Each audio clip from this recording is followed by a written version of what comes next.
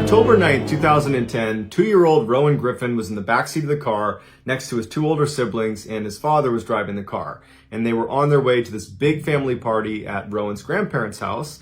They lived in Richmond, New Hampshire, which is a pretty rural part of New Hampshire, and their house was literally in the woods. You had to go down this really long driveway to get to it, and it was this single-story home where they had cleared out all the trees in the backyard to kind of clear a space to have these awesome cookouts for family get-togethers. And so Rowan, his two siblings, and his dad, they get to the entrance of the driveway that's going to bring them up to the house, and they can already tell there's tons of people here because there's cars lining the driveway all the way out to the street. And so they make their way up the driveway, and sure enough, right in the backyard is just a sea of adults and teenagers and kids. It's this huge family reunion, and Rowan and his two siblings just take off running to go play with their cousins. And so for the next couple of hours, the kids were just running around having a great time, and the adults are having a good time. And at some point, the adults started to notice, after the fact, they would say they noticed this, they started to notice Rowan was chasing a cat. There was a cat that lived at the grandparents' house, and he loved the cat, and he was chasing it all around the backyard. And at some point, Rowan ran into the woods to chase after this cat.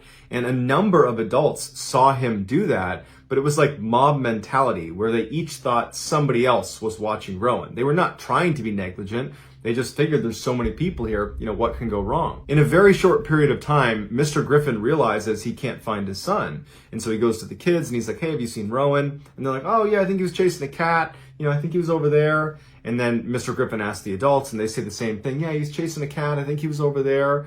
And after looking around for him and everybody basically saying he was chasing this cat and not being able to find him, he just started yelling to the group, hey, everybody stop for a second. I can't find Rowan. Everyone's telling me he's chasing a cat. Well, then can you tell me where he went? I don't know where he is. And pretty quickly they realize he's not in the house. He's not in the backyard. He's not at the end of the driveway. He's not in any of the cars. He's not here. And very quickly, the group started yelling for Rowan. They're running out into the woods. They're looking for him. And Mr. Griffin is like, I don't know how long he's been gone for. And so he calls 911 right then and there. He's not taking any chances. And so the police come out and they launch this huge search. And then all these locals in the area that had ATVs and four-wheelers, they came out and they're driving around the forest looking for Rowan. Everybody's yelling for him. There's hundreds of people out there. But as the sun started to fade, they still hadn't found him. They had found no indication of where he went. They assumed he made it out into the forest because the last sign of him was he was chasing a cat into the forest potentially, but they really didn't know. And so finally the sun does go down that night and they have to postpone the search until first light the next morning. And you can only imagine how horrible that was for Rowan's parents as they're sitting inside that night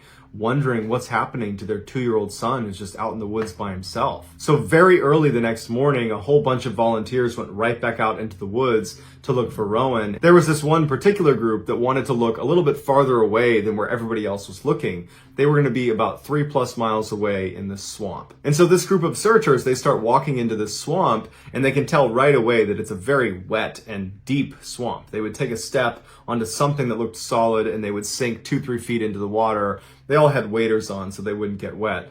But they were basically sludging through the swamp and it was very thick. And at some point they make their way through a clearing and they see on a log what looks like a pair of children's shoes, or shoes for sure. They look small enough to be kids. And so they wade their way over and they climb up onto this dry section of land and they walk over, and sure enough, they're kids' shoes. And so they yell out for him a couple times and then they stop to listen. And after a minute, they hear him call back. He's yelling, here.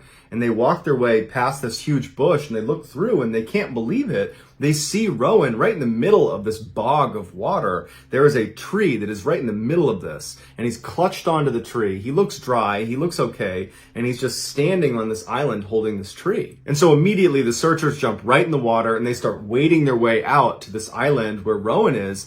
And the whole time they're going out there, the water's, up to their chest and they're looking around and it's at least that deep all the way around this thing. And they're looking up at the kid and he's bone dry and he's 2 years old. So they don't know if he knows how to swim or not. And so they're thinking to themselves, how did he get out here? But either way, they're like, let's just get the kid and bring him back to his parents. And so they finally hop up onto this island and they kind of look over Rowan. He seems okay. They pick him up, they keep him out of the water, and they bring him back to land and back to his parents. Initially, Rowan's parents and the police and the searchers, everybody is just so happy that Rowan is alive that no one is asking any questions about, what happened and, what's the deal with you being found on that island? How'd you get out there? People are just leaving it alone. They're just happy he's here. But after the dust had settled, so to speak, Rowan's parents would ask him some questions. They would say, you know, what happened? How'd you get lost? And how'd you get on that island? And at first, Rowan was just not saying anything, but eventually he would say that there were cows out there. And he said that he was scared of the cows, and that's why he went to the island, because he wanted to get away from the cows. Now, there were no cows in that swamp or anywhere near where he was that night. So either he didn't see anything and he was hallucinating seeing animals at all, or he was mislabeling something else that he was seeing. But whatever he was seeing or believed he was seeing, it scared the heck out of him, and he would get really frightened when he would talk about these cows. But regardless of what he saw or didn't see, the million-dollar question is, how did he get out to that island? Because in order to get out to that island, for him, being a 2-year-old, being the size he was, he would have had to swim. The water was too deep all the way around the island. And he didn't know how to swim. But even if he had found a way to magically swim out to this island, why wasn't he wet? It's also worth noting this all took place just a few miles away from the infamous Bennington Triangle, which is this area in southern Vermont where there's been a whole string of people going missing under very mysterious circumstances.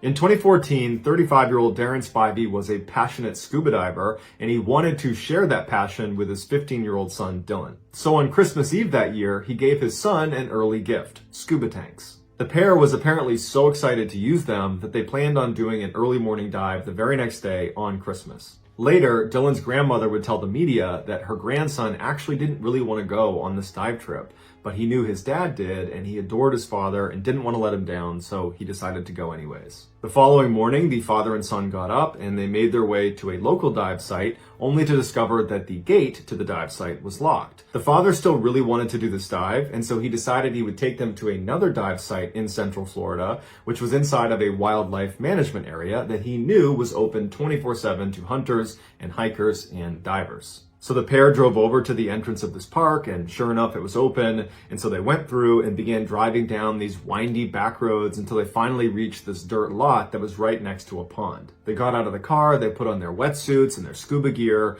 and began waddling their way over to this wooden walkway that starts in the parking lot and goes all the way up and out onto the pond like a dock. And as they walked down this wooden walkway, they would have passed a number of signs telling them, do not dive in this pond unless you're an expert diver.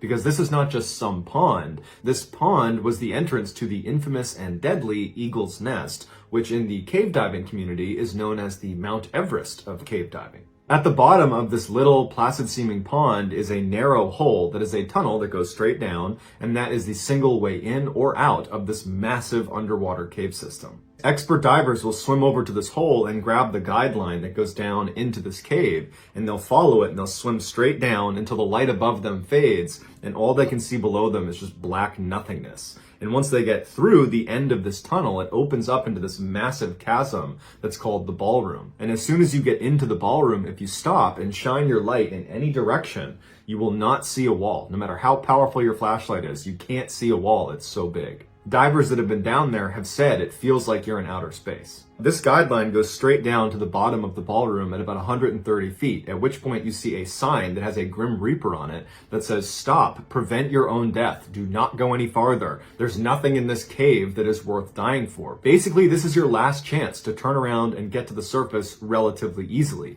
because from this sign, the cave splits off in two different directions, where the tunnel gets narrower and it kind of spiders around, and in certain points it goes all the way down to 300 feet. So beyond this sign, it is extremely dangerous unless you know what you're doing. And even then, it's still extremely dangerous. There's also a current that runs through Eagle's Nest, so if you were to lose the guideline, especially in the ballroom, you could be blown away and then have a really hard time finding it again because it's pitch black down there and it's like finding a needle in a haystack. And if you're not holding on to the guideline, it's nearly impossible to find the one way out. So you understand how intimidating and dark and dangerous this place is, here's a video of a diver going through that tunnel into the ballroom.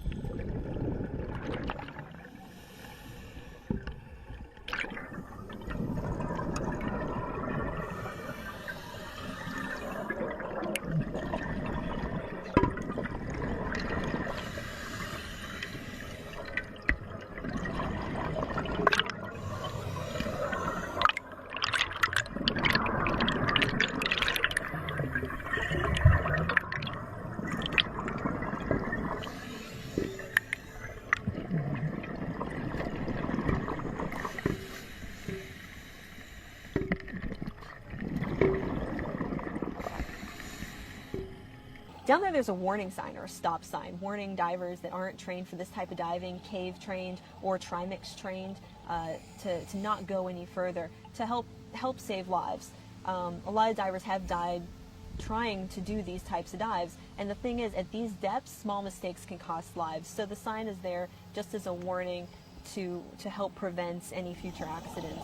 But as Darren and Dylan sat at the end of the walkway getting ready to jump into this pond, they were unfazed by the countless warnings, even though neither of them were expert divers. In fact, Dylan wasn't even a certified diver at all. This was one of his first dives. Before the pair jumped into the water, Darren texted his fiancée and said they were at Eagle's Nest and they were about to do this dive and that he would call when they got back to the surface. After that, he put his phone away on the surface, and the two of them jumped into the water and started swimming their way over to the entrance to Eagle's Nest. Hours went by, and Darren's fiancée did not get a call from Darren.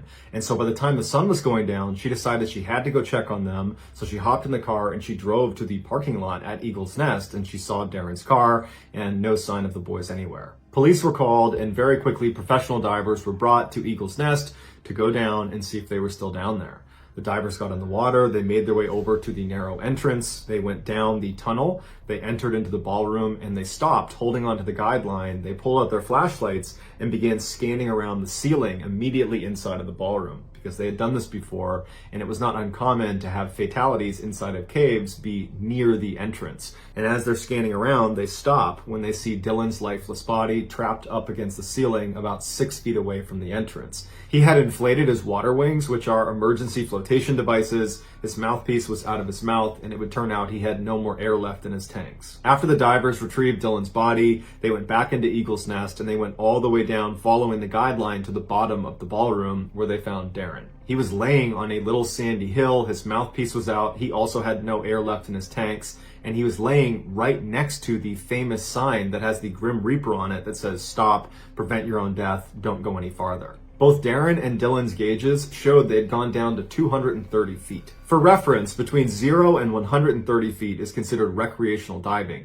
And so in those depths, you can breathe regular air. So the same air you breathe on the surface is the air that goes in your tanks. You don't need really special training. You can kind of do whatever you want in those depths. Below 130 feet, you need to breathe a special gas mix, you need special equipment, and you definitely need specialized training. All three of those things Dylan and Darren did not have. After an investigation was done into their deaths, it was determined it was an accident, and the going theory was they went through the entrance into the ballroom, they went all the way down, and then they went into one of the two tunnels that spiders off to the side, and they managed to go all the way down to 230 feet.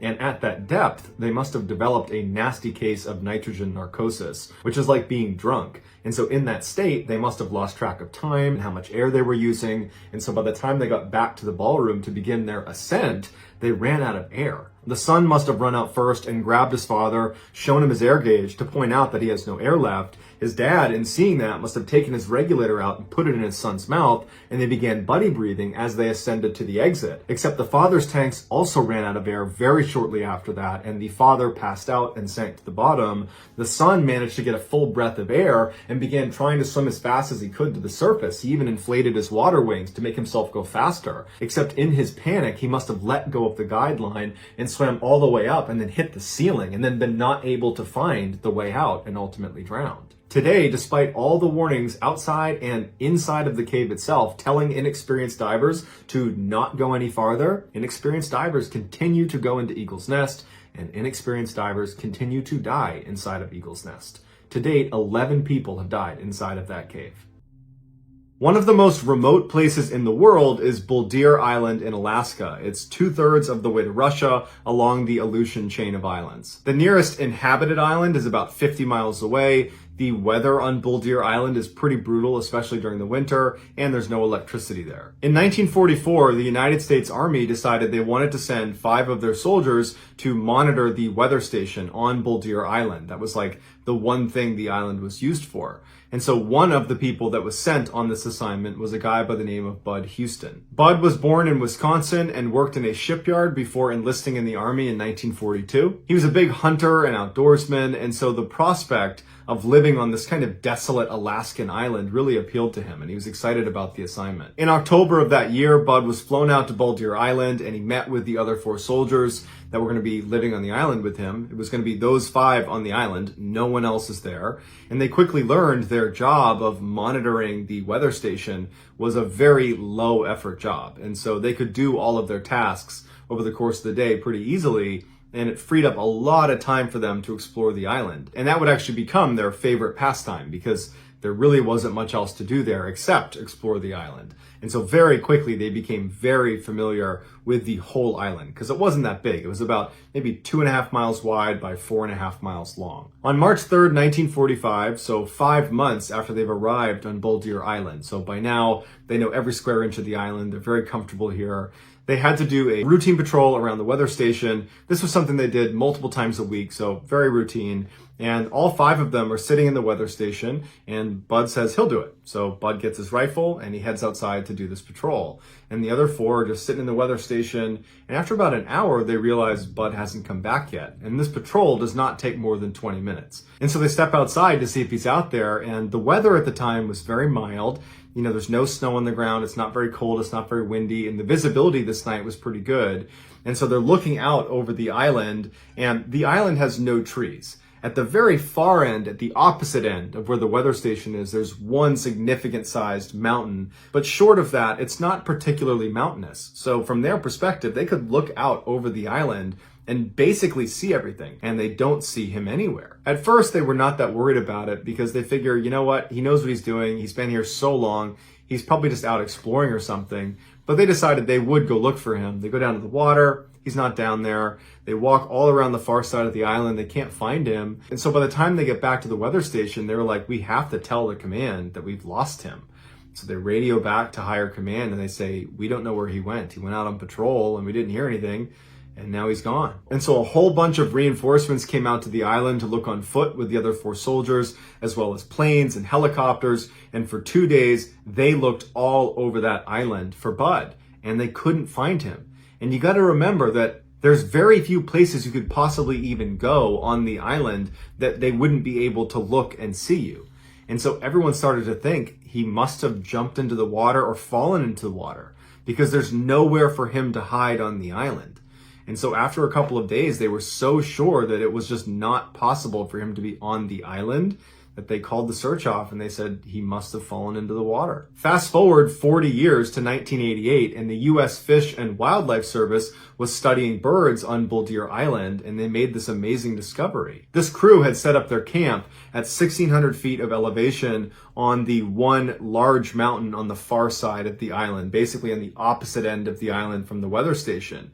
And one of the crew members happened to just walk around one of the boulders, and they looked down and there was this little tiny crevice between the boulder and the ground, and he thought he saw something inside of it. And he got down and he looked and he realized there was a skeleton that had been kind of crammed into this tiny little tight space. And the skeleton had a military uniform on. It had been kind of balled up, but there was a uniform on what was left of the skeleton, and there was also a rifle that had been jammed down in there as well. And it would turn out to be Bud Houston. So why did Bud say he was going to go outside and do that patrol, which really just meant walking around the immediate vicinity of the weather station? You're certainly not traveling very far. Why did he say he was going to do that and then walk 4.5 miles to the other end of the island and then climb up 1,500 feet to the top of this mountain? But even if he had a reason to be over there, why would he then force himself into this little tiny crevice? If he was looking for shelter, well, the weather was incredibly mild. It would not have been life-threatening to be out in the elements, at least not that first night or even that second night. And he knows the island like the back of his hand. He probably had a little bit more time. He probably could have found a better place for shelter than this awful little crevice. But if he was at a place where he was seeking shelter under these boulders instead of just walking back to the weather station and getting real shelter, then he had to have been in an emergency situation. That's the only way that makes sense. But if he was in an emergency situation, he would know that his responsibility is not just to survive, it's also to be found again and to make sure you're not obscured underneath a boulder so no one can find you. This island, it was like the easiest place to be found. There's no trees. There was helicopters overhead and planes, and there's all these people. It's a small space. All he had to do was not be under the boulder 24/7. Maybe during the day when the weather let up, roll out from under the boulder. Let yourself be found. But that's not what happened. What probably happened is Bud somehow got crammed into that little tiny crevice almost immediately after he left the weather station to do that patrol. But logically speaking, he would not do that to himself. So someone else had to do it. But all the other people on the island were in the weather station at the time this would have been happening. So it really makes you wonder, what happened when he walked outside of that weather station?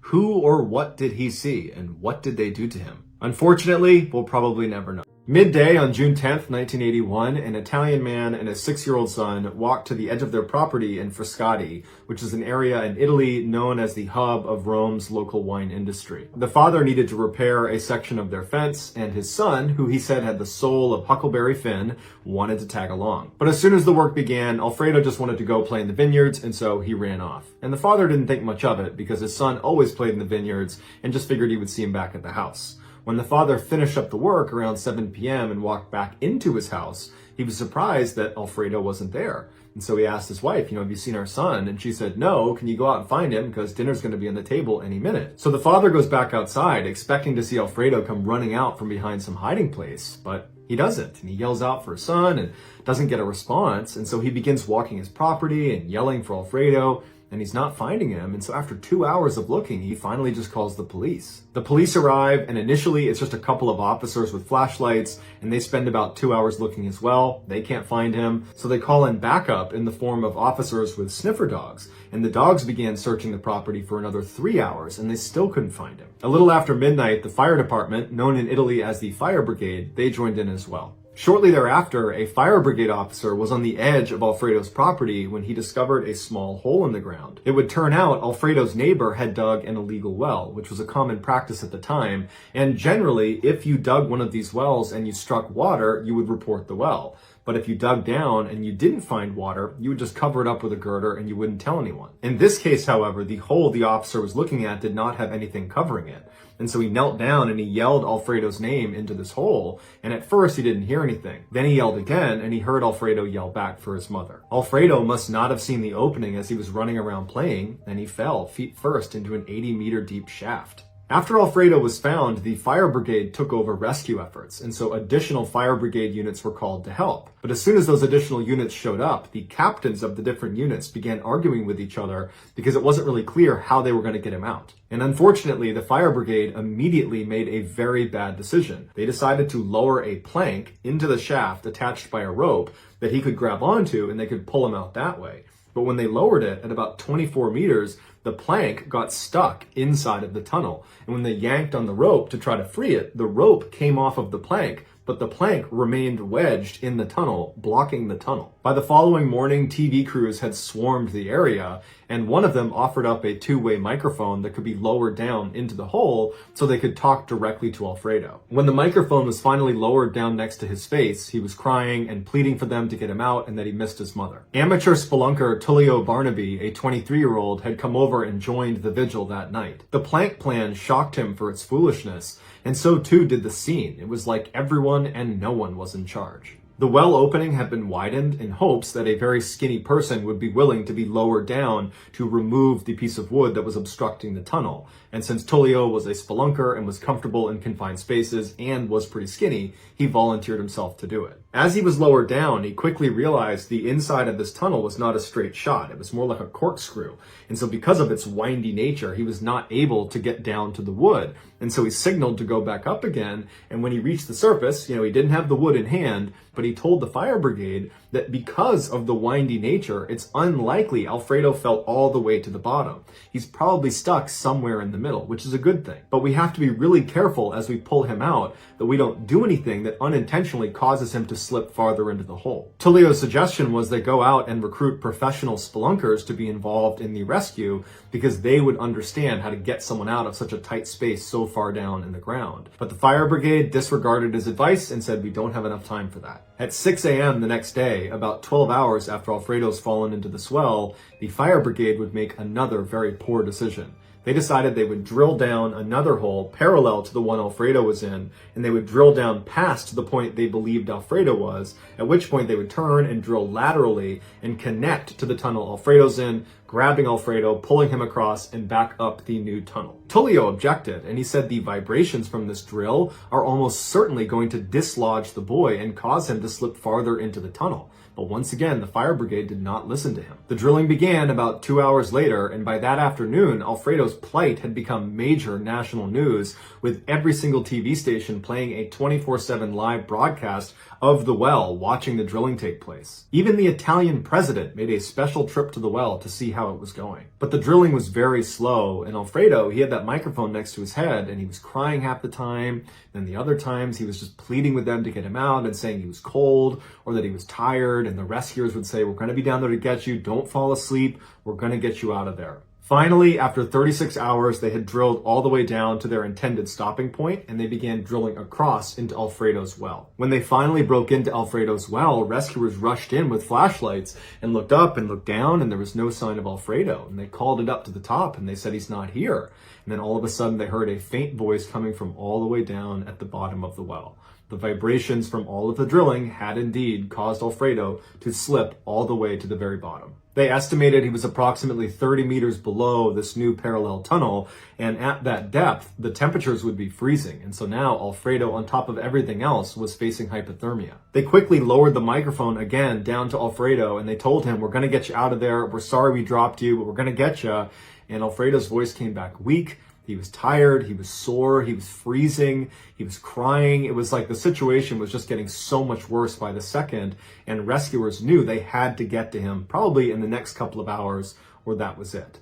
And so another skinny man volunteered to go down into the hole, and they lowered him, and he would go all the way down to the bottom where Alfredo was. And he would call up that he found him and that Alfredo was alive. But Alfredo was stuck waist deep in this mud that the guy could not pull him out of. And so every time he'd begin to raise him slightly out of the mud, he'd lose his grip and he would fall back into the mud, going deeper into the mud each time. And after the 7th time of not being able to do it, Alfredo was getting dangerously close to being neck deep in the mud. And so the guy had to be pulled back out again. As soon as he was pulled back out again, more men volunteered themselves to go in there and try to yank him out, but many of them were not able to even get down to Alfredo. They would get stuck along the way. A couple did get to Alfredo, but they said his condition was worsening, he was weak, he wasn't even assisting trying to get pulled out. It was clear they were reaching the end. Finally, at 6:36 a.m. on Saturday, so 2.5 days after Alfredo fell in, they could not get him to respond on that two-way microphone. And so they sent down a sonar probe, and they could not detect a heartbeat, and doctors declared him dead. The next day, liquid nitrogen was poured into the hole to preserve the body, and then 31 days later, they were finally able to extract it. After it was all over, the 25 million plus people that watched this take place live on television were crushed with what happened to Alfredo. There was a general sense that lots of people let this poor child down, which led to his death. But the person who was ultimately held accountable for it was the neighbor who had illegally dug the well. And so the neighbor was charged with manslaughter and was sent to jail, but their sentence is not publicly available online. In October of 2007, Helena Carroll and her fiancé, John Cullen, had saved a little bit of money, and they were torn on what to do with it. They knew they should put it aside and put it towards a down payment on a new house, but they also really wanted to go on vacation, and lately life had been very stressful for both of them, and so ultimately they decided, let's just blow it all on an amazing vacation. And so later that month, they flew off to Thailand. Over the course of their week, they spent most of their time at their resort, sitting in the pool and eating nice food, and they were having this really nice time. And on their last day, they decided they needed to do something a little bit more adventurous. And so they decided to explore the Nam Talu cave inside of the Khao Sok National Park, which is this 160 million year old rainforest that was not that close to their resort. In fact, it was not really a huge tourist destination because of how cumbersome it was to get there. But from everything they read about this park, and specifically this cave they wanted to go in, it was just this breathtaking experience, and so they were sold. After signing up for a guided tour, they headed down to the pier where they boarded a boat and drove 90 minutes to the entrance of this park. When they got off, they met their 2 guides and then walked down to this entrance area where they connected with the other 5 tourists that were going to be on this tour with them. Those 5 people were 2 Swiss parents and their 2 teenage daughters, along with a 10-year-old German boy who was there on his own. After everyone had said hello and introduced themselves, they began walking through the park towards this cave. The allure of the Nam Talu cave, which is the cave they were going to be going to, was there was a river that ran through it where at times as you walked through this cave, you'd have to hold onto a rope and wade through the water where the water was up to your waist or even up to your neck at times.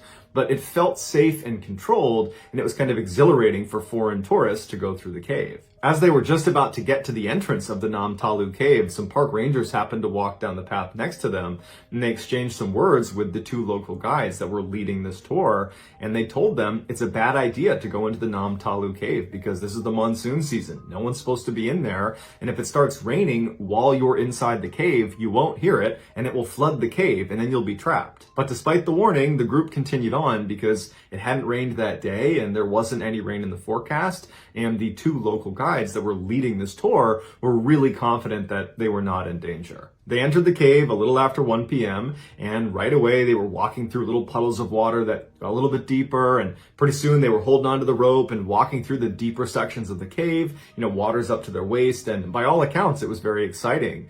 And the entirety of the tour should only take about an hour, where it's 30 minutes in, you hit the turnaround point and you come back. And they had made it about 20 to 25 minutes in, right before the turnaround point, when Helena and John, who were towards the front of the tour group, heard what sounded like a rushing or roaring sound coming from the entrance of the cave. And they turned around and they saw this wave of water barreling into the cave. And instinctively, John and Helena start climbing up the walls. And luckily there was a ledge where they were, and they managed to scramble up onto this ledge. And Helena would say as soon as she got up there, she turned around to look where she had just been standing, right as this surge of water blasted past them, carrying with it the two tour guides and the 10-year-old German boy, who immediately got swept around the corner down the dark tunnel. And then seconds later, the two Swiss parents and their teenage daughters, they got swept away around the corner. The couple was now stranded on this ledge with no time to be upset about what they're witnessing, because the water was not only surging past them, it was rising, and there was limited amount of space before they would just be completely submerged in water. And so they tried their best to climb up this wall to a slightly higher ledge, which was still only a few feet away from these rushing rapids. And so as they're crouched up on this ledge, John eventually says to Helena, we're going to die if we stay here. We're going to drown. And so I need to find a way to maybe get past this initial rush of water, and maybe on the far side of the cave, I can work my way back up to the entrance and hopefully get us some help. And initially Helena said, don't do it, don't leave, we're safe here. But eventually he said to her, I have to go. I love you, I have to go. And she said, okay, and he jumped into the water, and almost immediately he was pulled under and disappeared. For the next 20 hours, Helena had to sit on this ledge in total darkness until the water finally began to subside a little bit and rescuers could come in to get her. What had happened was, after Helena and the rest of the tour group had gone inside of the cave, they made it just far enough in that they were out of earshot of what was happening outside of the cave. Right at that moment, a huge freak storm rolled in. There was this flash flood that was so intense, the lake that was right outside of the entrance to this cave, it rose up and began dumping directly into the cave. It was like a dam basically breaking, and all the water just poured in all at once. When Helena was finally let out of the cave, she didn't know what happened to her fiance or the other tourists that were part of the group. But as soon as she stepped outside, she saw there were 8 coffins that had been lined up right outside, and she found out that she was the sole survivor. Despite this tragedy, people still go into the Nam Talu cave even during monsoon season. In 1953, 11-year-old Jerry Monkman was considered a very frail child.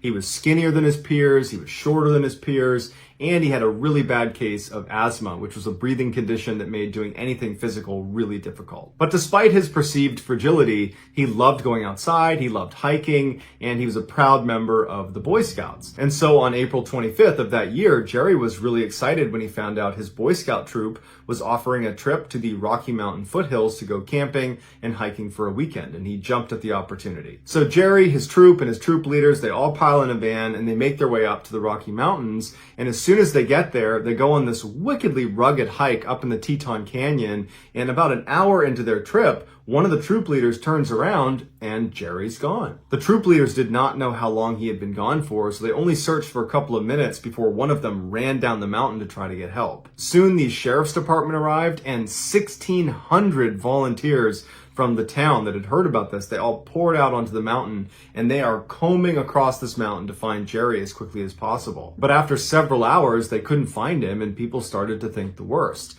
And then just then, the bloodhound they had brought out to try to track his scent picked up Jerry's scent, and it starts taking off up the trail.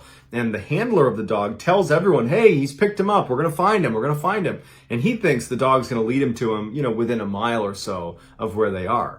But the dog just stays on a complete beeline for 6 hours. It just tracks straight north for 6 hours until it comes to this big swamp where it stops. Like, I found it. This is where it ends. This swamp was 12 miles away from where Jerry had gone missing. So the handler and the people that had followed this dog, they searched the swamp because even though they thought it was totally improbable that Jerry, this frail 11-year-old with asthma, would have maneuvered 12 miles uphill through rugged terrain to the swamp, they still felt like they needed to search it. So they searched the swamp. There wasn't anything there. So the dog handler's thinking, okay, my dog must have made a mistake. And so he gives the scent again to the dog, thinking the dog will turn and start heading back towards where Jerry had gone missing. But instead, his dog basically just reconfirms that, nope, this is where the scent brought me. I'm still right. And so the dog handler and everybody else that had made this long, treacherous 12-mile journey up to the swamp, they just decided that the dog must have made a mistake and the kid could never have been here. The next morning at 8 a.m., an 8-year-old boy named David was riding his horse about 30 miles away from where Jerry had gone missing. And he happened to be looking over at the tree line, and a boy stumbles out of the tree line and waves to him.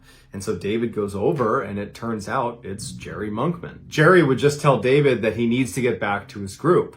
And David would say, what are you doing out here? And Jerry just said, I don't really know. I need to get back to my group. I was with a group yesterday and I need to get back to them.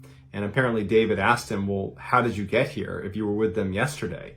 And all Jerry could say was, I fell asleep under a tree. I don't know. When word got back to the searchers that they had found Jerry and they had found him 30 miles away, they couldn't believe it. The day before, it had been unbelievable that he could have traveled 12 miles to that swamp. Like, literally unbelievable. They didn't believe it. Nope, he couldn't have done it.